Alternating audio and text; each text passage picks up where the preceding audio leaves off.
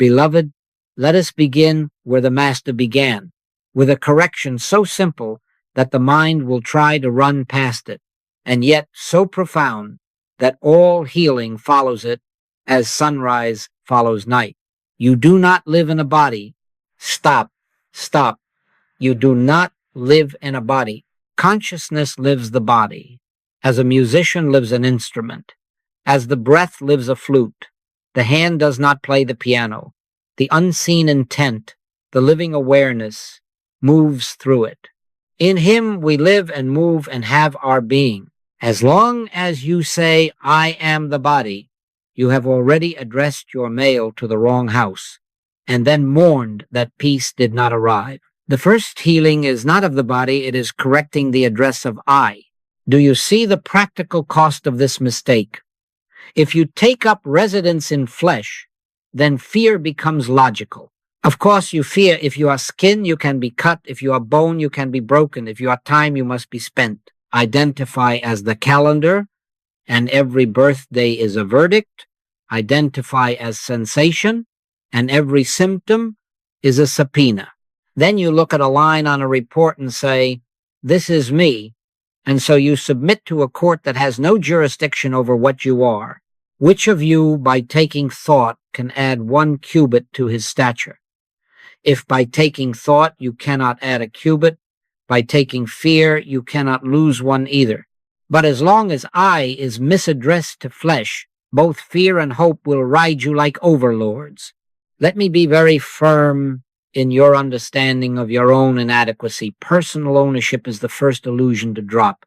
I can of mine own self do nothing. The Father within me doeth the works. God is one. Therefore, there are not 2 lives here, yours and God's bargaining over a body. There is one presence expressing his infinite form, and what you call my body is but an instrument through which the one plays a note of itself. Stop consulting the instrument for its composer. Stop demanding that the violin certify the violinist. The body is not a witness to itself. It is a witness to life. Let us be quietly honest. In your actual experience, have you ever contacted a body directly? You have contacted sensations. Warm, cool, sharp, dull. You have held images, mirror pictures, and remembered silhouettes. You have heard reports, read conclusions, formed opinions, but the body itself, have you touched it or only touch? You can't see it, hear it, taste it, touch it, smell it, or think it as the truth of what you are. You are aware of sensations. You are aware of thoughts. You are aware of images. Which is primary you or the sensations? Which is constant you or the reports? If awareness were not, who would know there was a sensation? Be still and know that I am God. In that stillness, you discover that awareness is self-evident, while every sensation is a visitor. As long as you let the visitors define the host, you will live under their moods. As long as you let the instrument dictate the song, you will dread every change of weather, humidity, and audience. But when you return I to its home, to the one who says, before Abraham was, I am, fear relaxes, aging loses its law, symptoms cease to be verdicts and return to being weather noticed, not governing. So we begin here. God is. The Lord is. That's all. Let the tongue fall still before it tells God how to improve his own handiwork. Let thought tire itself out on the porch and enter the house where I is not a body trying to be spiritual, but spirit gently appearing as form. The first healing is not of the body. It is the sacred correction that says, I am not in the body is in me, within consciousness, within God. When this address is right, mail begins to arrive. Peace, assurance, a quiet government, not of might nor of power, but of grace. And grace never needs a body to be what it already is, God expressing God. Now let us lay the foundation without compromise. God is one. Say it until it says you. God is one. Therefore, there are not two powers here contending, spirit and matter, God and disease, life and death. One power means one government. If there is one Lord, then the body is not a province run by a private governor with private laws. One Lord, one faith, one baptism. In him we live and move and have our being. If in him, then not in a separate jurisdiction called my body with decrees issued by a personal mind. The minute you say, my body, you have smuggled in a little kingdom with its own parliament of fears, its own budget of willpower, its own police force of anxiety. Who appointed you ruler there? Who gave you a throne to sit on over flesh and blood? I can of mine own self do nothing. The Father within me doeth the works.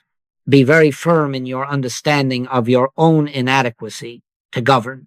The hidden assumption beneath my body is this: there is a personal mind that must manage a personal organism and secure a personal future. And then you get busy making laws. This food saves me. That season hurts me. This number on the calendar condemns me. That symptom rules me. You become legislator, judge, and warden in a prison you built out of thoughts. But who by taking thought can add 1 cubit to his stature? If thought cannot add, thought cannot subtract. Stop. Withdraw your consent from this private kingdom. God is one. Therefore, there can be no rival legislation. Where there is one government, there is one law. Spirit's law, the law of life, the law that says, I am the Lord, I change not. Scripture does not call you the landlord of a body. It calls you the temple. Know ye not that your body is the temple of the Holy Spirit? The temple is not the God. The temple is the place of revelation. The temple does not govern the presence. The presence sanctifies the temple. The earth is the Lord's and the fullness thereof. This instrument you call body is not a private possession to be manipulated by fear or glorified by pride.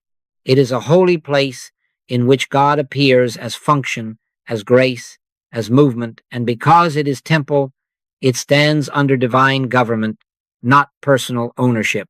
Consider a small story. A captain, puffed up with charts and confidence, stood on the deck and shouted orders at the sea. He argued with the waves, scolded the wind, and demanded the tide turn at his word. His crew strained, his oars snapped, his voice failed, and the sea never heard him. Another captain came out in silence, read the stars, felt the current, trimmed the sails, and let the ocean's own law carry him home. Trying to control the body with fear or with will is the first captain, all noise and broken oars. Aligning with one power is the second, quiet obedience to a greater law. Not by might nor by power, but by my spirit, saith the Lord. As long as you treat the body as a private kingdom, you will live under private wars. As long as you accept two powers, you will wake each day to a negotiation you cannot win. But when you yield up the scepter, when you stop passing sentences and start acknowledging one piece begins to govern, do not mistake this for passivity. It is the highest activity, consent to reality. It is the end of superstition in personal methods and the beginning of reverent stewardship. You do not authorize the body. You witness God authoring itself as harmonious function. Sensations may come. Reports may arrive. Weather passes. They are not law. They do not legislate your being. God is one. Let the two-word practice become your inner constitution. God is. When fear rises to convene its parliament, refuse quorum. When willpower tries to write emergency edicts, lay down the pen. The Lord is my shepherd. I shall not want. One shepherd, one flock, one law. Let the temple be the temple. Let the Father within do the works. And you be still enough to let one government, the only government, appear as health, as order, as the quiet rightness of a presence that needs no help to be what, beloved, Let us enter the courtroom where you have been trying your own life and rendering guilty verdicts on the strength of poor witnesses. On the left, sight with its catalog of shapes, colors, lines on a page, images in a mirror. On the right, hearing with its murmurs of prognosis, its remembered voices, the ticking of clocks. Behind them, taste and smell sweet, sour, medicinal, metallic, each with opinions dressed up as facts. Touch steps forward with its heat and chill, its pressure and ache. Then the commentator, the mind, rushes in as counsel for the witnesses, weaving their fragments into a story and saying, "This is what you are. Stop, stop. These 5 testify. They do not authorize. Judge not according to the appearance, but judge righteous judgment. Tell me, is a sensation an identity or a report? Can a report ever be the reporter? If the weatherman says it is raining, do you hire him to govern the clouds? If the thermometer reads a number, do you bow to the glass? The senses present appearances. The mind supplies a caption, and then you, in your innocence, give the caption your signature and call it I. Who asked you to put your name under that? I can of mine own self do nothing. Let that ring now as deliverance. I can of mine own self not even certify what I am. God is one, therefore only God names, only God defines, only God is power. Consider this reversal, which the ego will protest, and yet it is your freedom.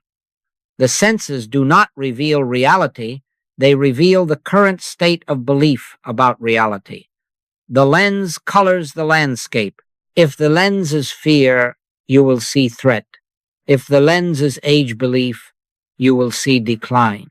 If the lens is separation, you will see a body as a private object in a hostile world. Change the lens. No. Let the lens fall out, and the same world is transfigured. Blessed are the pure in heart, for they shall see God. Purity of heart is not absence of sensation. It is absence of credulity in sensation as law. Do not misread me. Sensation may be present. Heat can be felt. A pang can knock. A word can be heard. But none of this is proof of what you are. You are that which knows the heat. You are that which witnesses the pang. You are that before whom the word passes and disappears. If awareness were not, who would know there was a sensation? If consciousness were not, who would know there was a body? In him we live and move and have our being. Not in nerves, not in reports, not in calendars, but in him. Therefore the witness stands and you listen. But you do not let the witness sit on the bench and bang the gavel. Let us be very practical. The next time a sensation arises, and it will, as weather rises and passes, refrain from finishing its sentence. Do not let the mind caption it me, mine, my fate. Let the tongue fall still. Hold those teeth together. Be still, and know that I am God. Not I am pain, not I am prognosis. I am God. Then ask quietly, who is aware of this? Where is the border of that awareness? Can the sensation contain awareness? Or is the sensation appearing in awareness as a ripple appears in the sea, never separate from the sea and never the measure of it? In that question, you will feel the floor settle. The panic that comes from bowing to appearances will lose its throne. As long as you accept testimony as truth, you will live under cross-examination all your days. As long as you let the 5 senses call roll on your identity, you will answer to names that are not yours. Refuse it not by denial of experience, but by denial of its government. You do not fight the witnesses, you put them back in their place. They inform, they do not ordain. You consult them in stewardship of the temple, you do not crown them as lords of the temple. We walk by faith, not by sight. Faith here is not credulity in thoughts.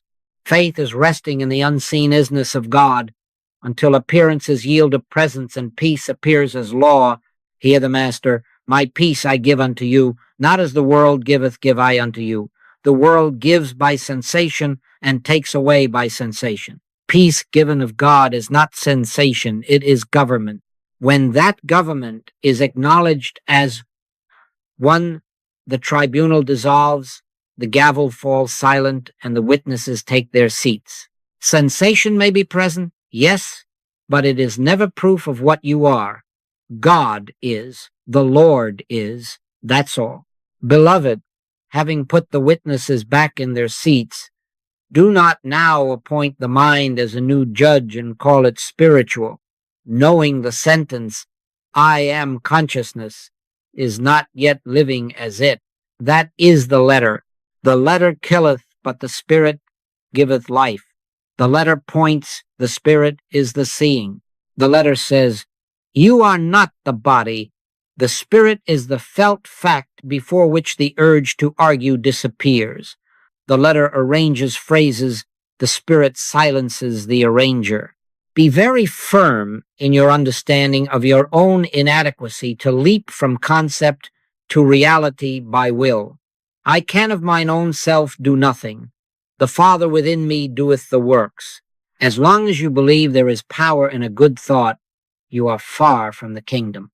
As long as you rely on affirmations like incantations, repeating to the air, I am consciousness, you are still the personal doer, propping up a proposition. Stop, stop. When ye pray, use not vain repetitions. Why?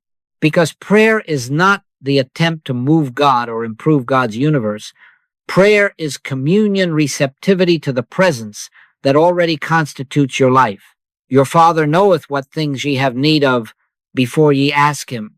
If the Father already knows, what are you informing? If the Father already is, what are you producing? Prayer puts you on the receiving end of God. Consider how sly the mind is. It hears this teaching and immediately tries to file it under technique. It begins to schedule realizations, to measure progress, to practice being consciousness the way a child practices standing on tiptoe. But who is doing that practicing? The body concept in a new costume. The very effort confirms the wrong self. Take no thought for your life. Taking thought that says, I am consciousness, is still taking thought. Who by taking thought can add a cubit to realization? None. But who, by surrendering thought, discovers the presence that was never absent? All who are still enough to receive. Let us make it plain. The shift from letter to spirit is subtle, but it is decisive, like stepping back from a screen while the picture continues to move and discovering the projector is untouched. The images change. The light remains. Sensations alter. Awareness does not. You do not wrestle the film into holiness. You realize the light is unharmed. You do not try to fix a body from inside a body concept. You consent to the isness of God as the only life here, and the body is included as instrument in that consent, not by might nor by power, but by my spirit, saith the Lord. How, then, do you pray? Let the tongue fall still before it tells God the condition of God's own temple. Hold those teeth together. Be still, not to get anything, not to change anything. Be still to know. Be still and know that I am God. Let that two-word treatment, God, is washed through without your commentary. Do not tack on objects. God is health, God is supply, God is protection. No, God is. That's all. In that wordless acquiescence, something happens that you do not make happen. The Spirit announces itself to itself. Where the Spirit of the Lord is, there is liberty. Liberty from effort, from self-improvement schemes, from the tyranny of appearances. Liberty appears not because you mastered a thought, but because you yielded to presence. You will notice the temptation to check on results.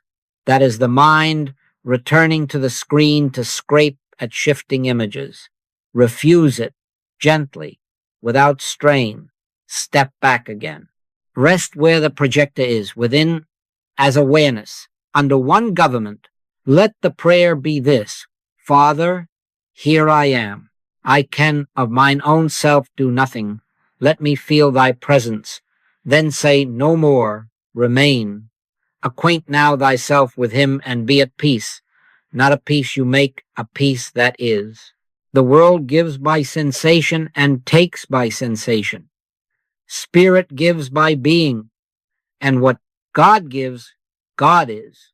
Do not be discouraged if at first it seems that nothing happens. The subtlety offends the senses. But the decisive shift is not dramatic. It is quiet. It is the end of trying and the beginning of trust. It is the moment you cease to live as one who has a body and begin to rest as that in which body appears instrument, not identity. From there, practice will be given you, not concocted by you.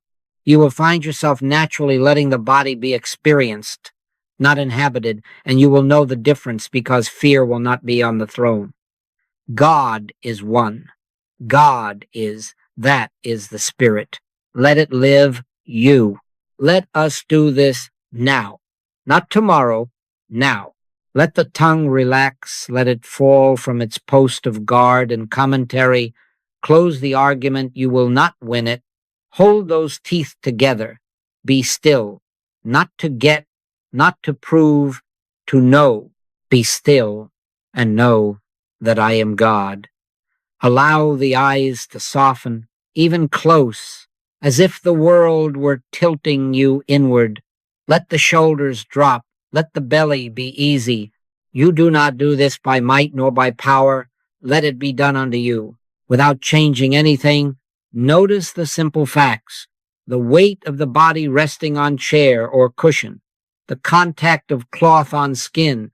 The sound that is already here, perhaps a hum, perhaps a distant movement. The breath, not manipulated, coming and going of its own accord. Do not count it. Do not regulate it. Just notice. Inhale appears, exhale appears, sensation appears, sound appears, image behind the eyelids appears. Now, notice the noticing. What is this that knows weight, sound, breath? Where is it? Does it sit in the chest, in the head? If it is in the head, who knows that? Follow no thought to an answer.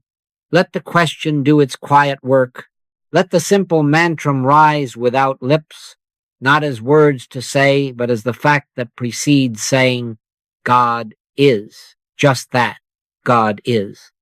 Let the phrase dissolve into isness before description, before naming, before the world was labeled I am. Not the personal I, but the one the Master revealed when he said, before Abraham was, I am. Rest in that.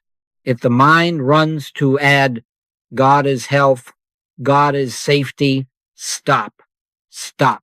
These are decorations on a door already open. Stand in the open. Return now to the field of sensation the way you would listen to rain without commentary. There is warmth, perhaps, or coolness. There may be a tightening, a pulsing. Let it be exactly as it is for this moment. Do not push it away. Do not pull it close. Ask gently, who is aware of this pulsing? Where is the border of this awareness? Trace it if you can. Find the edge where awareness ends and the sensation begins. Can you? Or do you find that the sensation is floating in a boundless knowing, the way a fish moves in the sea without knowing the shoreline? If awareness has no edge, how shall the body contain it? If the witness has no shape, how shall a shape be its prison? Listen to Scripture as function, not ornament. In Him we live and move and have our being. In Him, not in flesh as identity. Here, now, let the body be experienced within this immeasurable hymness. Notice how the weight is not yours to carry, It is simply a sensation known within you, the awareness that you are. Notice how the breath is not yours to manage. It is movement within the field that you are. Notice how the ache, if one is here, is no longer a judge. It is weather within a sky that is not troubled by clouds. The sky does not push the cloud. Do you see? It holds it without effort.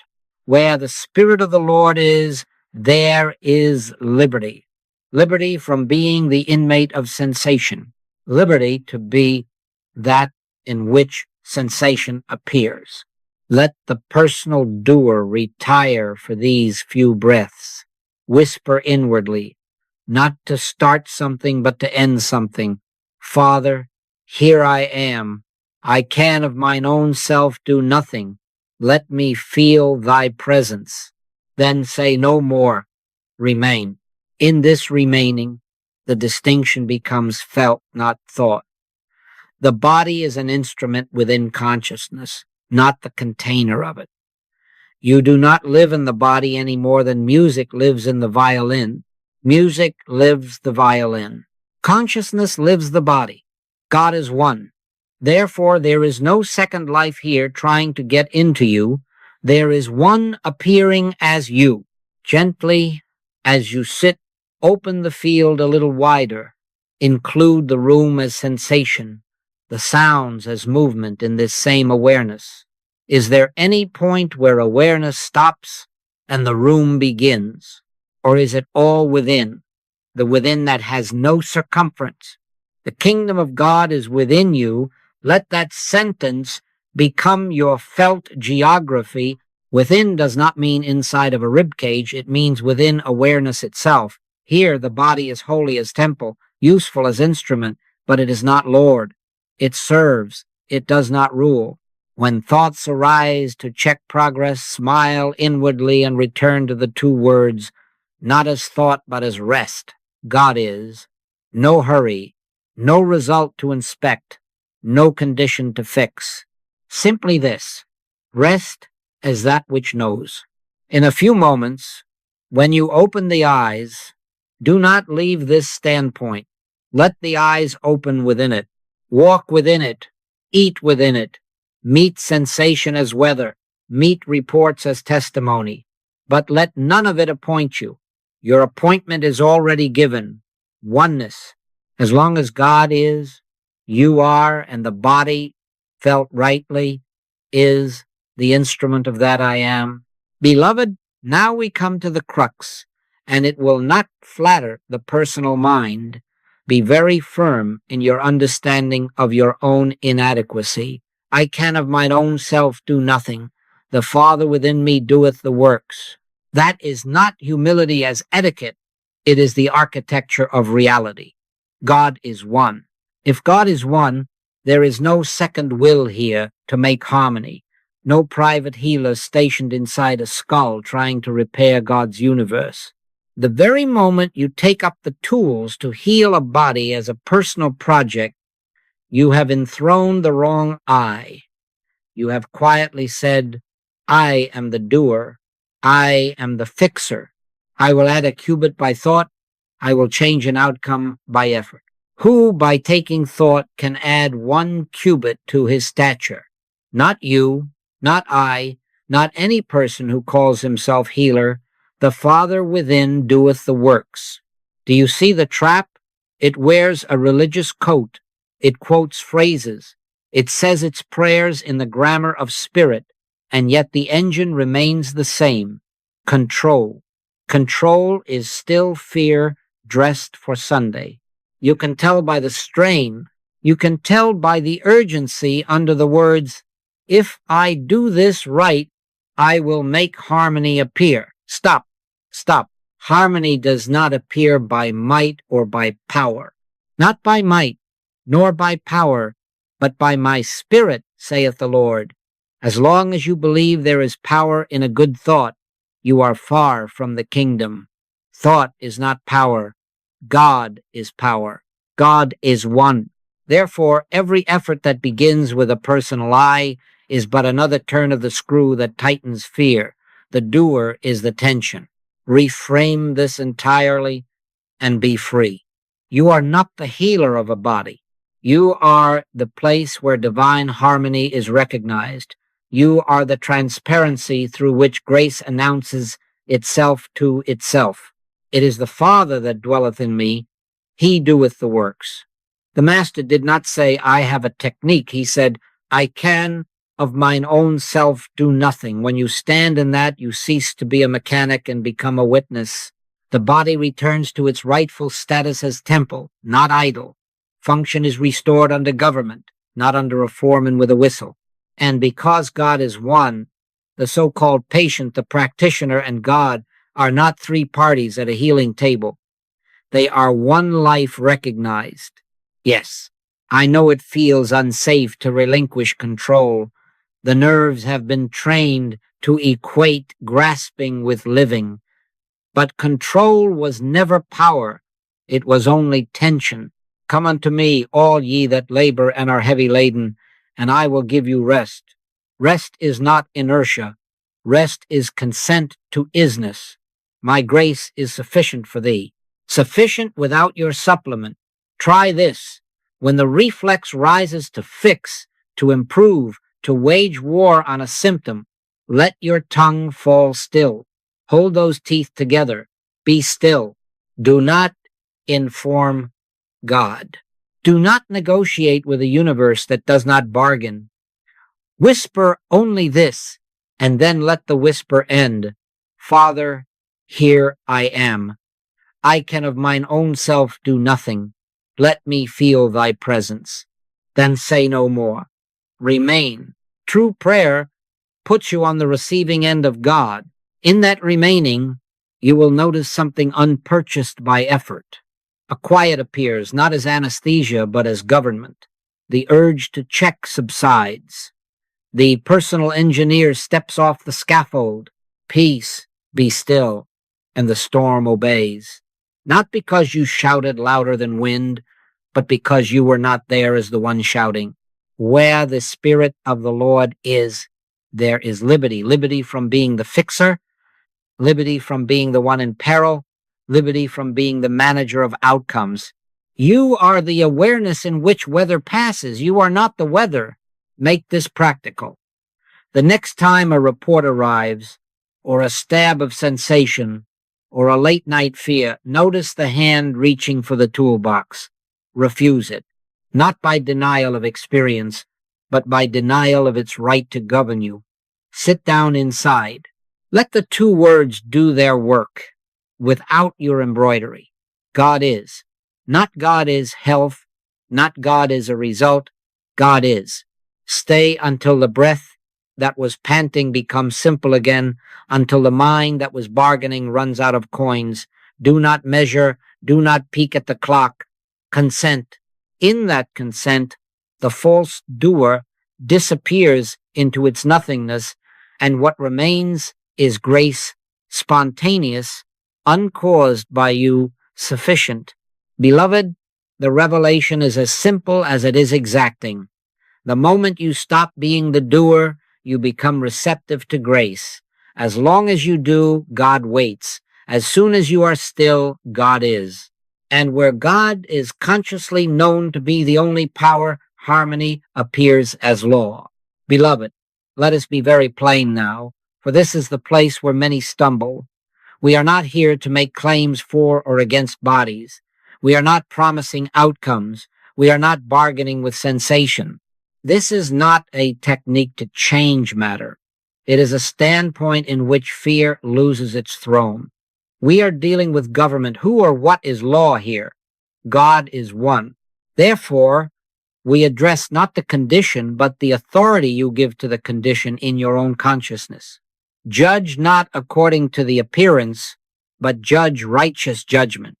When a symptom appears, the old reflex speaks first. What is happening to me? Notice the pronouns. Notice the coronation of an eye inside a body under the rule of nerves and clocks. Stop. Stop. Shift the question. Not what is happening to me, but who is aware of this? Ask it softly, and then be still enough to let the question work. Who is aware of the tightening? Who is aware of the number on the page? If there were no awareness, who would know there was a sensation at all? You are not the ache. You are that in which the ache is known. You are not the report. You are that by which the report is heard and outlived. In him we live and move and have our being. Make the immediate move here. Refuse panic its gavel. Acknowledge the presence as the only law. Say within, not to decorate fear, but to annul its authority, God is one. Therefore, this has no separate power. Do not argue. Do not begin a courtroom in the head where you and the symptom trade speeches. Speak the mantram once or twice as function, then return to silence. Hold those teeth together. Be still. Be still, and know that I am God. In that stillness, you are not denying the sensation. You are denying its right to define or govern you. You are restoring jurisdiction to one. You will say, but the sensation shouts. Yes, the world shouts. The wind howled on Galilee, yet the Master did not shout back, it is I, be not afraid. Let it be that simple within you. It is I, presence here, be not afraid. If wise stewardship indicates an outward step, take it as temple care, not as worship of a second power. Call, go, rest, whatever is fitting, but do not bow. The action is not your God. The presence is your government. The Lord is my shepherd, I shall not want. Practice this at the moment of onset. The text arrives, the headline, the term you dreaded. Before you read it twice, place it where it belongs, in awareness, not as authority over awareness. Whisper within, God is one. Therefore, this has no separate power. And then silence. Let the breath come and go without your management. Let the shoulders drop. Feel the body as instrument, not identity. Allow the report to be what it is, testimony, not law. Perfect love casteth out fear, not by wrestle, but by presence appearing to itself as the only law of being.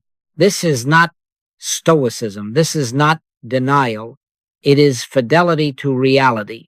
You do not close your eyes to experience. You close the court where experience pretended to be judge. You let sensation speak as weather speaks, and you remain sky. And in that remaining, an order not born of you appears.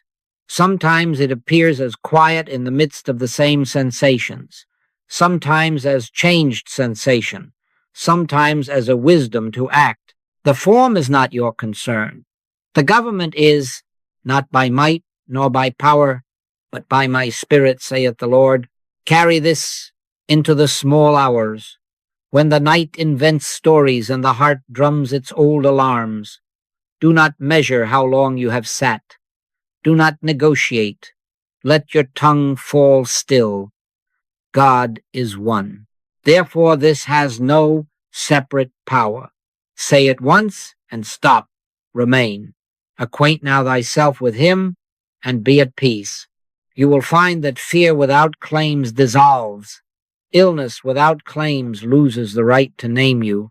You do not deny experience. You deny it the power to define or govern you. Where the Spirit of the Lord is, there is liberty. And that Spirit, beloved, is here. Beloved, let us be very clear now. For here the pendulum loves to swing to extremes. We are not against the body. We are against idolatry. The body under one power is holy as instrument. It is not holy as deity. Know ye not that your body is the temple of the Holy Ghost which is in you? The temple is sacred, yes, but it is not the God of the temple. God is one. Therefore we stop worshiping the body as identity and we stop fearing it as fate. We give it its right place. Temple, not idol. Servant, not sovereign. Picture a caretaker in an ancient sanctuary. Each morning he sweeps the stone, trims the wick, opens the shutters, polishes the window. He does this with love, but he never kneels to the broom. He knows the sun is not in the glass. He keeps the glass clear that light may pass without hindrance. This is our posture toward the body. We tend it without panic, without superstition, without enthroning it as power. We eat when hungry, sleep when tired, wash, walk, clothe this temple, not to create life, but to permit unobstructed expression of the life that already is. The Lord is in his holy temple. Let all the earth keep silence before him. Let even the temple keep silence before the Lord. Do you see the subtlety? Indulgence and neglect are twins born of the same delusion, that the body is a thing with private power either to satisfy you as God or to betray you as devil. Stop. Stop. God is one. The sacred is not trapped in matter. The sacred expresses through form without being limited by it. As you rest in identity as consciousness, the body takes its instruction from presence as naturally as a reed makes music when the breath moves. The reed does not decide the song. It remains hollow and responsive. Present your bodies a living sacrifice, holy, acceptable unto God, which is your reasonable service. Reasonable, not fearful, service, not sovereignty. Right relationship is reverent non-attachment. Reverence polishes the window. Non-attachment refuses to call the window the sun. Reverence handles the instrument with care. Non-attachment refuses to bow to the instrument as law. This releases the strain that makes the body either an idol to be appeased or a project to be corrected. You do not live in the body. Consciousness lives the body. When you abide as that consciousness under one government, the form grows docile, useful, obedient to harmony, because it is relieved of the terrible assignment of being yourself. My yoke is easy, and my burden is light. Let us bring this down to moments.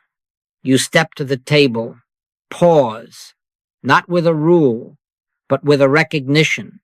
God is, therefore, this eating is not a ritual to gain life. It is temple care in the light of life already present. Give thanks not to secure blessing, but to witness blessing. You walk, you stretch, you rest.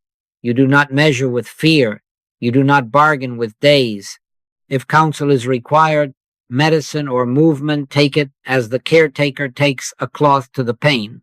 Do it with quiet hands. Do not crown it with power, not by might, nor by power, but by my spirit, saith the Lord. Notice the reversal. The more you insist by thought that the body be holy, the tighter you bind it. The more you identify as spirit and rest, the more naturally the body is included in order. You cannot add a cubit by taking thought, but you can remove the idol by withholding worship. The government is the freedom where the Spirit of the Lord is. There is liberty, liberty to care without fear, to act without superstition, to let form serve function without sitting on the throne. If, in a quiet hour, you feel gratitude for the hands that serve, the eyes that behold, the feet that carry you, let that gratitude flow through the members back to its source. Bless the Lord, O my soul, and all that is within me, bless his holy name. Bless the Lord, not the idol. When gratitude moves to God, the temple gleams without becoming a god in its own right. So we establish this covenant. I will not neglect this temple, for it shelters holy work. I will not worship this temple, for it is not the holy one. I will keep silence before the presence and let the presence live its instrument. God is one. God is. That's all. In that allness, form is free to be form, and you are free to be what you are, consciousness under divine government, and peace appears as law. Beloved, we must now take the next honest step. If the body is not identity, then my body is not the edge of my life. The belief in separate bodies is the deeper root of fear, rivalry, and sorrow. As long as you believe there are many lives, you must believe there are many powers, yours and mine, ours and theirs, competing, colliding, defending. Stop. God is one. Therefore, there is one life. One presence, appearing as many forms, one ocean seen as many waves. Hear, O Israel, the Lord our God is one Lord. Oneness is not poetry, it is government. It ends separation thinking and with it much fear. Consider what the Master gave us for community. Where 2 or 3 are gathered together in my name, there am I in the midst of them. In my name, nameless presence, not in the name of personal opinion. This is not arithmetic. It is transparency. United consciousness is not the combining of private strengths. It is the subtracting of private selves until only presence remains as we. Where 2 or more are gathered and not doing, not arguing, not pleading, but consenting to isness, there the Christ is consciously known, and that knowing is power, not by might nor by thought, but by spirit. For we, being many, are one body in Christ, and every one members one of another. Let us make it practical. You say, but what of this other one who offends me, frightens me, needs me? Who are they? Another self with a private life and a private law? If God is one, there are not competing governments in one universe. There are not private kingdoms with decrees of their own. See through the mask. Love thy neighbor as thyself is not moral romance. It is description. Your neighbor is yourself, the same life appearing at that point. How could you love your neighbor as yourself unless the self were one? Compassion becomes natural the moment separation thinking drops. It is no longer your virtue. It is the flow of the one presence through its own members. I will tell you a story. A mother came tight with fear for her son. He is far, she said, and he won't hear me. We did not send words across the miles. We did not push thoughts through the air like arrows. We became still. We treated no person. We acknowledged presence. God is one. That is all. Where 2 are gathered in that, geography dissolves. In the quiet, the strain in the room released first. The sobbing stopped without command. A day later she wrote, he called. He said nothing had changed, and yet everything had shifted. He wanted peace, and didn't know why. Of course, the same consciousness that knows you knows all. It is not a wire. It is the very field of being. In him we live and move and have our being. Take this into your daily crossings, at the table, in the office, on a street where tempers flare. Be the one who will not authorize separation. Let your tongue fall still before you explain God to anyone. Hold those teeth together. Be still. Silently, inwardly, God is one. Then look again. See the clerk, the child, the stranger, not as separate wills to fix, not as problems to solve, but as the same life under the same government. Do not try to improve them. That is the personal engineer creeping back. Recognize them. Recognition is balm.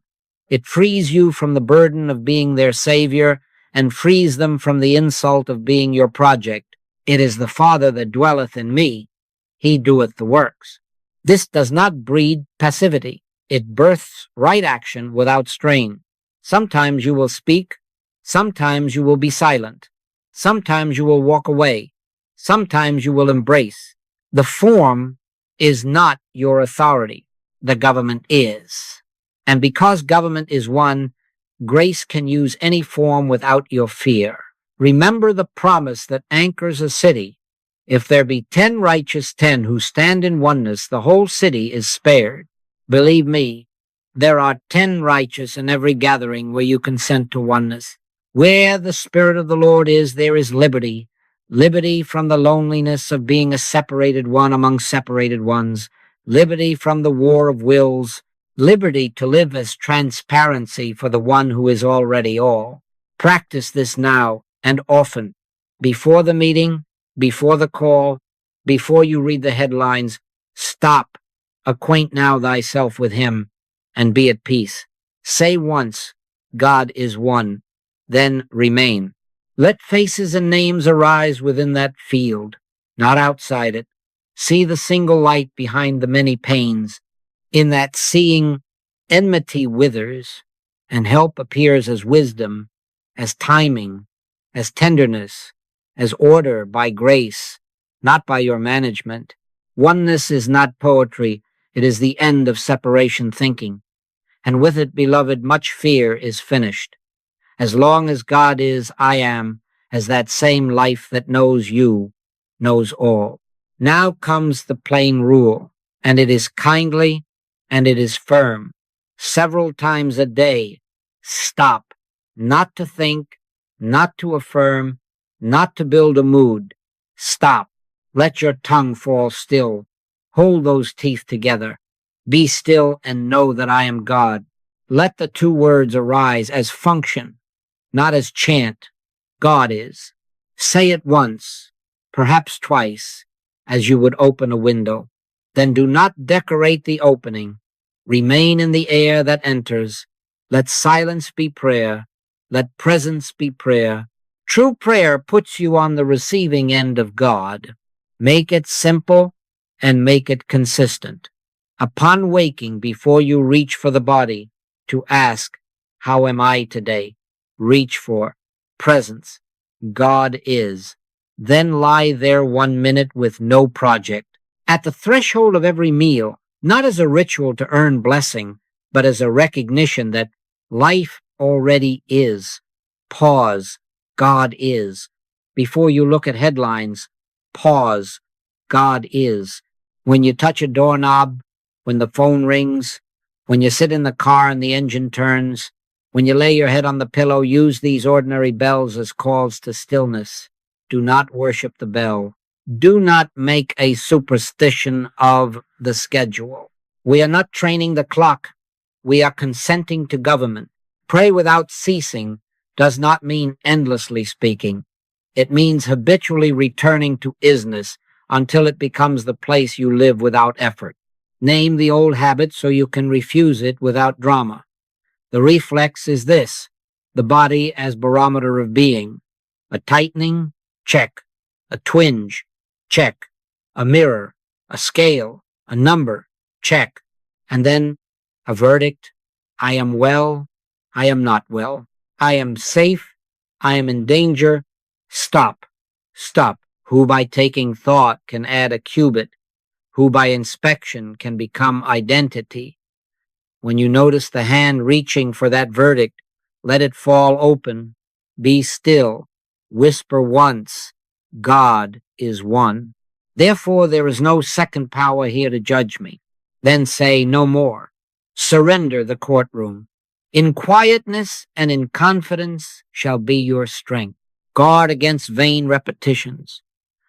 If you notice yourself chanting, God is as if it were a charm to bend events, stop. Let your tongue fall still. You are not informing the universe. You are consenting to the already is of God. 1 or 2 words, then listening. 1 or 2 words, then the hush in which my peace I give unto you is felt, not preached. The letter can say God is 1,000 times and remain afraid.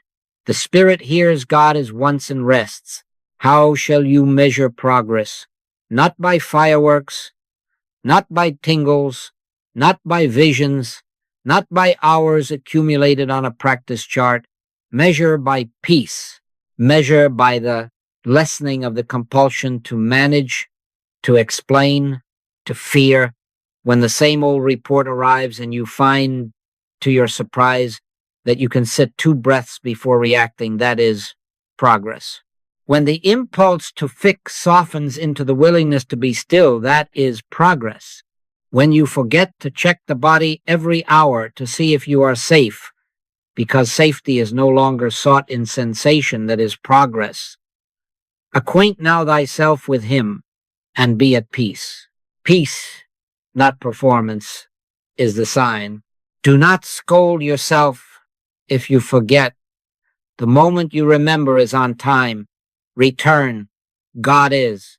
The shepherd never berates the sheep for wandering. He gathers it. The Lord is my shepherd. I shall not want. Let the remembrance gather you as often as it comes, and let that frequency increase by grace, not by whip. You will notice that the intervals of forgetting grow shorter, the resting more natural, the identity less perched in the nerves, like fog lifting under a quiet sun. The reflex to identify as body dissolves without your wrestle. You look up, and the road is clear. Keep the rule plain. Several times a day, stop, and sometimes for no reason at all. Open your hands, close your mouth. God is. Then remain. No bargaining, no measuring, no managing. If words arise to decorate it, stop. Hold those teeth together. Remain.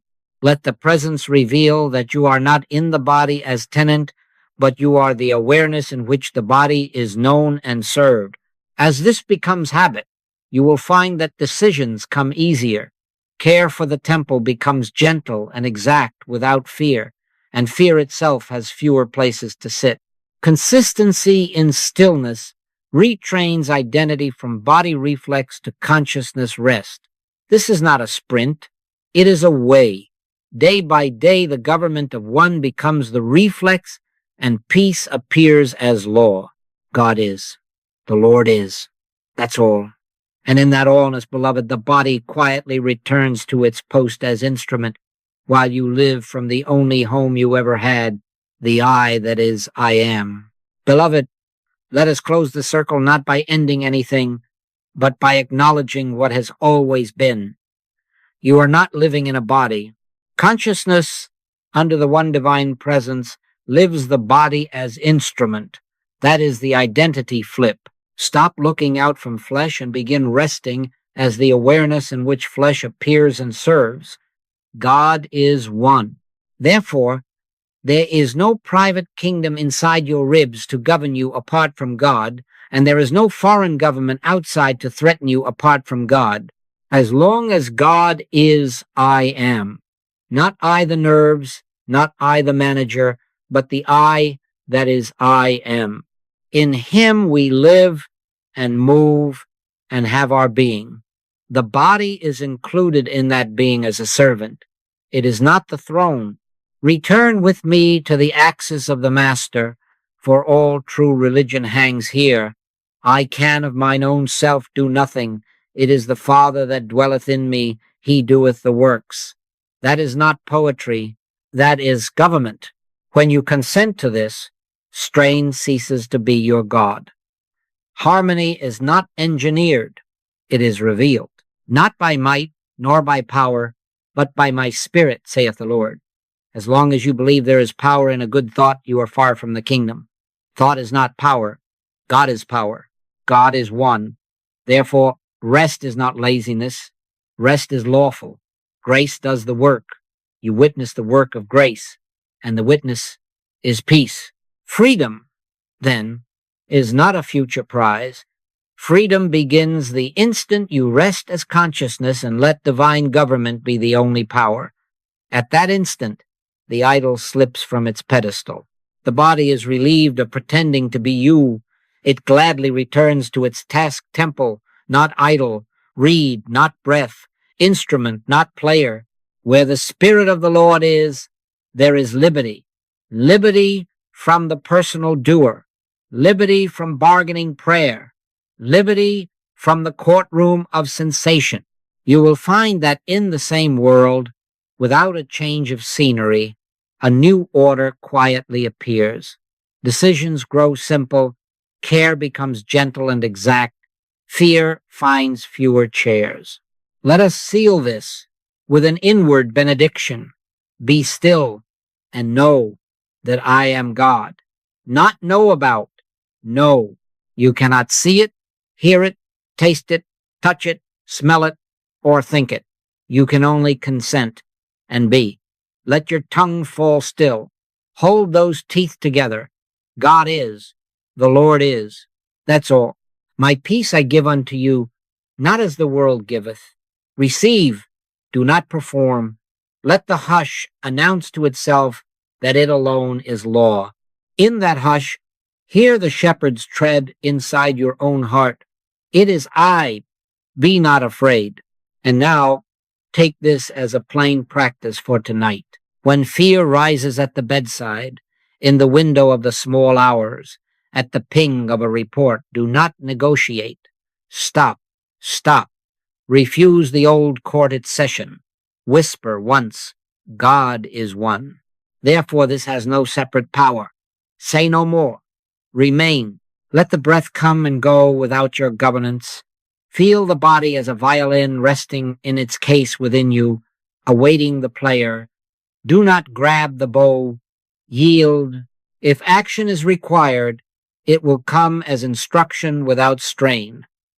If no action is required, peace will be the action. Either way, you will have kept faith with reality and denied fear its throne. Beloved, as long as God is, I am, and the body serves, not rules. Carry that into your lying down and your rising up. Practice until practice dissolves into living. God is, the Lord is. That's all. Where the Spirit of the Lord is, there is liberty. Be still and know, and let the government of one be your only power, your only peace, your only home.